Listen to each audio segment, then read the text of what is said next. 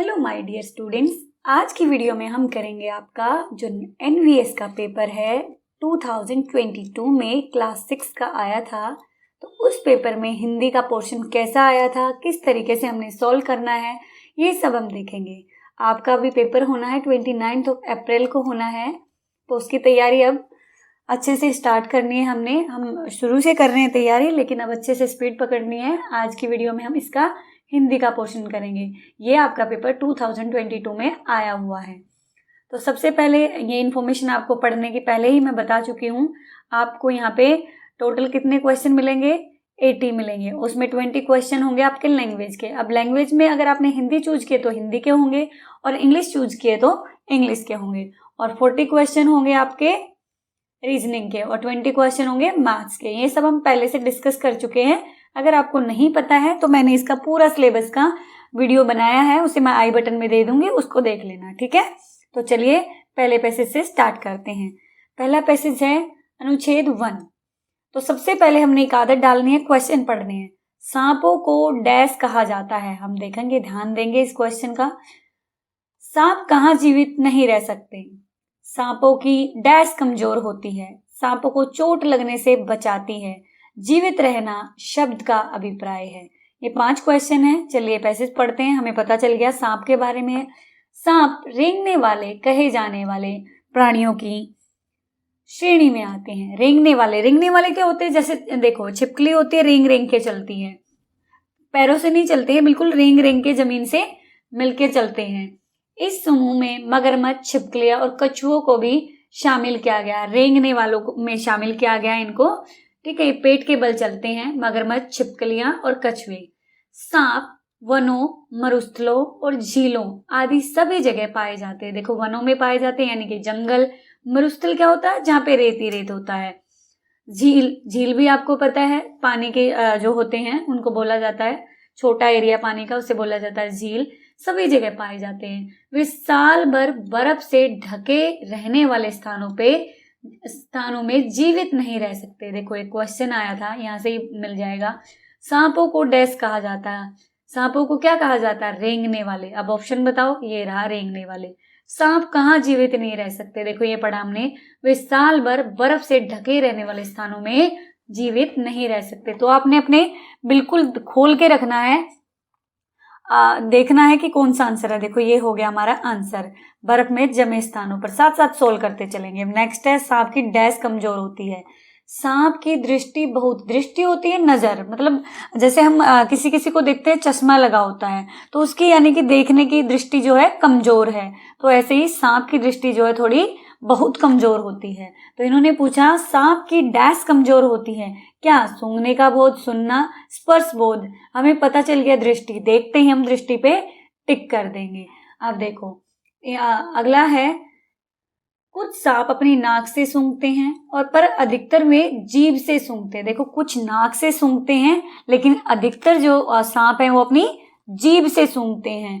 सांप के शरीर कोशिकाओं की परतों से बनी शल्कों से ढका रहता है। देखो, जो सांप होता है उसके ऊपर शल्कें होती हैं, उन पे ढका रहता है। वर्ष में कई बार सांप अपनी मृत चमड़ी की बाहरी परत छोड़ देता है। जो बाहरी परत होती है, कई बार हम देखते हैं सांप उसको छोड़ देता है।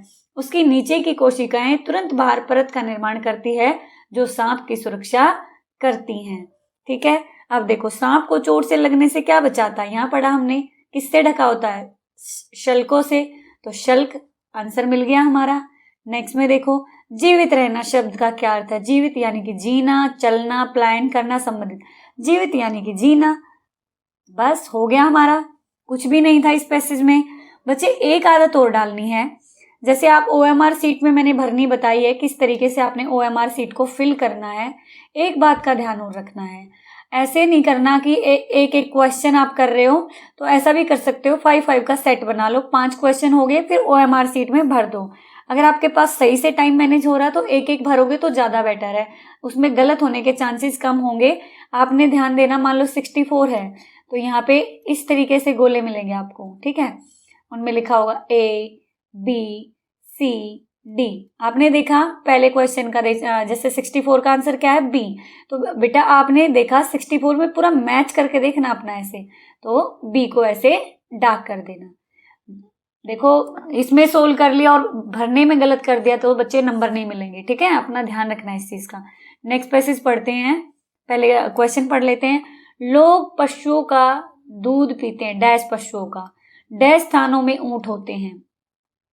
नेक्स्ट क्वेश्चन है, यदि लोग गाय जैसे पशु रखते हैं तो उन्हें डैश दूध मिलता है। यह डैश है कि जिस दूध का हम उपयोग करते हैं वह शुद्ध हो। हानि का अर्थ है डैश के समान है। चलो पढ़ते हैं पैसेज, हमें पता चल गया दूध के बारे में है पैसेज। दूध सबसे अच्छा भोजन है, बिल्कुल बहुत ही अच्छा भोजन है। इसमें पानी, चीनी, चर्बी यानी कि वसा, विटामिन और प्रोटीन होते हैं। देखो दूध में बहुत सारी चीजें होती हैं और बच्चे दूध पीते नहीं, लेकिन लोग भिन्न भिन्न पशुओं के दूध पीते हैं। बहुत सारे पशु हैं जिनके दूध पीते हैं। इंग्लैंड और अनेक अन्य ठंडे देशों में गायें होती हैं। जो इंग्लैंड जैसे जो भी ठंडे एरिया हैं वहां पे गायें होती हैं, लोग गाय का दूध पीते हैं। अरब और मध्य एशिया जैसे गर्म और शुष्क स्थानों में ऊंट होते हैं। जहाँ पे गर्मी पड़ती है वहां ऐसे स्थानों पे ऊंट मिलते हैं।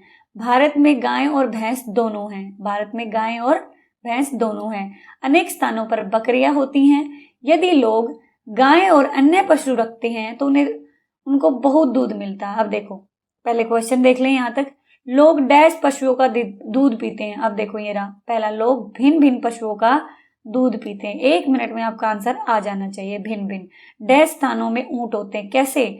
मध्य एशिया जैसे गर्म और शुष्क, जो गर्म स्थान है उन पे। अब ऑप्शन देखते हैं हम, 1 मिनट।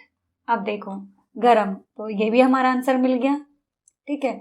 यदि लोग गाय जैसे पशु रखते हैं तो उन्हें डैश दूध मिलता है। देखो आपने पढ़ा था अगर लोग गाय जैसे दूध जानवर रखते हैं तो उन्हें बहुत सारा दूध मिलता है। ये रहा बहुत दूध मिलता है।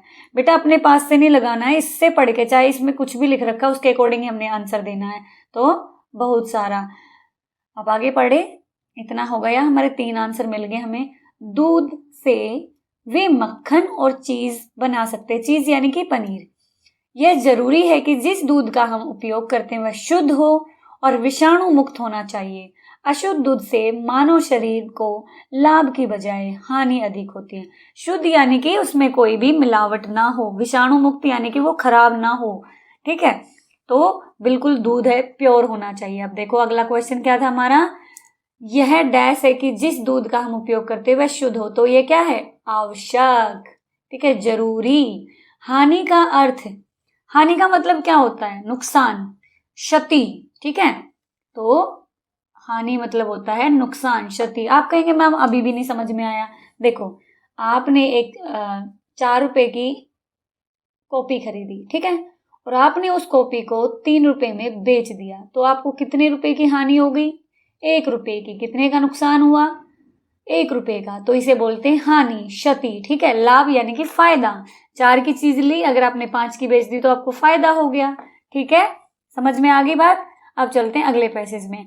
फिर से हम क्वेश्चन पढ़ेंगे। कुछ परिवारों ने चिकनी मिट्टी के डैश बनाए थे। हम मुश्किल से ही डैश फलों और असली में अंतर कर सके। ऐसे शब्द है, डैश भेद का समानार्थी है, प्रत्येक का वही अर्थ है जो डैश का है। तो चलो पढ़ते हैं।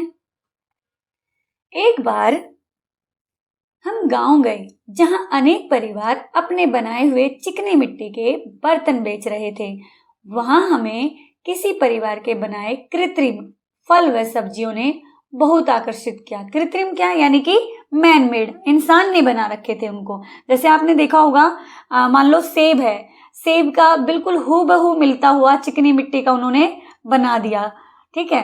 तो वो कृत्रिम हो गया, प्रकृति से नहीं हुआ, कृत्रिम हो गया, यानी कि मनुष्य द्वारा बनाई गई चीज, मानव द्वारा जो चीज हम बनाते हैं वो कृत्रिम होती है और जो अपने आप हो जाती है। अब देखो जैसे पेड़ है, अपने आप हो जाते हैं, लेकिन घर है, घर हम खुद बनाते हैं। तो पेड़ बेटा प्राकृतिक हो गया और जो घर है इंसान खुद बनाता तो वो कृत्रिम हो गया, ठीक है। हमने वहां ऐसे उत्तम आकारों और रंग के बने सेब, संतरे और टमाटर देखे कि असली और उनमें अंतर करना मुश्किल हो गया। मतलब जो असली थे और कृत्रिम थे, यानी कि जो नकली उन्होंने बना रखे थे उनमें अंतर नहीं कर पा रहे थे, वो इतने अच्छे बना रखे थे उन्होंने। प्रत्येक ने उनकी बहुत प्रशंसा यानी कि तारीफ की। समझ आ गया। कुछ परिवारों ने चिकनी मिट्टी के क्या बनाए हुए थे? फल और सब्जियां। ठीक है, ये हमारा आंसर हो गया। हम मुश्किल से ही डैश फलों और असली में, कौन से? कृत्रिम और असली में अंतर कर सके। ऐसे शब्द क्या है? देखो बेटा, अब आप कहेंगे मैम हमें पता नहीं चल रहा। क्रिया तो है नहीं ऐसे, नहीं है। विशेषण भी नहीं है ऐसे, नहीं है। समुच्चय बोधक क्या होता है? जो जोड़ता है, कंजक्शन टाइप से, ये भी नहीं है। बचा क्या? क्रिया विशेषण। अगर आपको कोई चीज नहीं आती तो आप इस तरीके से भी उसको आंसर कर सकते हो। तो ऐसे शब्द है क्रिया विशेषण, ऐसे, जैसे, ये क्या होते हैं? क्रिया विशेषण। अब देखो, डैश भेद का समानार्थी है, यानी कि इनमें से किसका मीनिंग भेद है? भेद होता है अंतर। ठीक है, अंतर कैसे? आप जैसे एग्जाम्पल देते हैं, भेड़ है एक और एक बकरी है, दोनों में अंतर है। जैसे एक काली गाय है एक भूरी गाय है, दोनों में अंतर है, यानी कि भेद है। तो अंतर का मतलब भेद। दोनों में क्या भिन्नता है, क्या अलग है? भेद मतलब अलग, अंतर। ठीक है। प्रत्येक का वही अर्थ है जो डैश का है। प्रत्येक, जैसे आपके टीचर बोलते हैं आपको प्रत्येक बच्चा ये काम करके लाएगा, कभी कभी बोलते हैं हर एक बच्चा ये काम करेगा। तो हर एक और प्रत्येक दोनों का मतलब एक ही होता है। कुछ का मतलब होता है थोड़े से, स्टिक मतलब बिल्कुल ठीक, विशिष्ट मतलब थोड़ा स्पेशल। ठीक है, समझ आ गए पांचों क्वेश्चन? Very good. नेक्स्ट पे चलते हैं। हरीश पार्क में अपने डैश के साथ खेल रहा था। देखते हैं किसके साथ खेल रहा था। हरीश तालाब में कूदा। हरीश तालाब में कूदा, देखते हैं क्यों कूदा। नेक्स्ट है मौसम डैश था। मौसम डैश था। तालाब में और कौन था? गोता लगाना शब्द का अर्थ क्या है? चलो पढ़ते हैं फटाफट से, थोड़ा सा रह गया हमारा। यह रविवार का दिन था। हरीश पार्क में अपने मित्रों के साथ खेल रहा था। हरीश पार्क में अपने किसके साथ खेल रहा था? मित्रों के साथ। पहली लाइन में आंसर मिल गया, ये देखो। हरीश डैश तालाब में कूदा। निकट में एक तालाब था। हरीश तैरना चाहता था। हरीश जो है तैरना चाहता था। क्यों कूदा था तालाब में? तैरने के लिए। पहला ही आंसर मिल गया। देखो, ऑप्शन पढ़ने की भी जरूरत नहीं पड़ी हमें। हरीश ठंडे पानी और हल्की धूप का आनंद लेते हुए तैरा। हरीश तैरा, उसमें अचानक उसने जोर की आवाज सुनी और पानी छितरा गया। उसने चारों तरफ देखा कि कहीं किसी ने तालाब में गोता तो नहीं लगाया। उससे कोई दिखाई नहीं दिया। तो हरीश जो था वो अपने दोस्तों के साथ पार्क में खेल रहा था, फिर तालाब में गया क्योंकि वो तैरना चाहता था। उसने देखा पानी के दूसरे छोर पे कुछ बतखे हैं और उसने अचानक देखा वहां पे जोर से आवाज आई कि कोई उसमें जो किसी ने गोता तो नहीं लगाया। तो चलते हैं अगले क्वेश्चन देखते हैं। मौसम था। मौसम कैसा था? चलो पढ़ते हैं भाई। मौसम कैसा था? मौसम जो था यहाँ पे था हल्का गर्म था मौसम। कुछ बतखें थी। हरीश ठंडे पानी और हल्की धूप का आनंद ले रहा था। अचानक उसने जोर की आवाज सुनाई दी। तो इसमें कहाँ पे है मौसम का? ये रहा हल्की धूप का। तो हल्का गर्म हुआ मौसम? बिल्कुल हुआ। तो हल्का गर्म कर देंगे। हल्का गर्म कहाँ है? थोड़ा गर्म, ये रहा। तालाब में और कौन था? कुछ बतखें थी दूसरे छोर पे।